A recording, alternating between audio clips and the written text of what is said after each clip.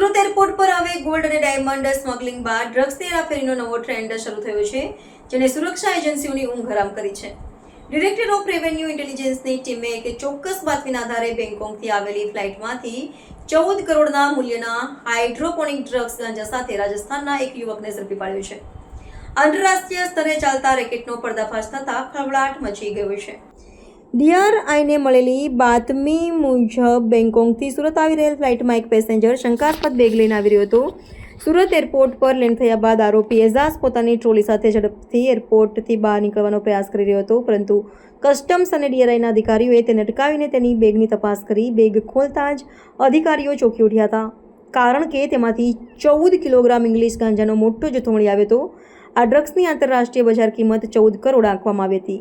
આરોપીની પૂછપરછમાં જે વિગતો સામે આવી છે તે વધુ ચોંકાવનારી હતી. તેણે જણાવ્યું કે તે આ કામ પહેલીવાર કરી રહ્યો હતો અને તેને એરપોર્ટ પરથી બહાર નીકળીને મેઇન રોડ ઉપર ઊભેલી એક કાળી કારમાં બેસી જવાનું કહેવામાં આવ્યું હતું, પરંતુ આ કાળી કાર કોની હતી અને તે ક્યાં જવાની હતી તે વિશે તેને કંઈ ખબર ન હતી.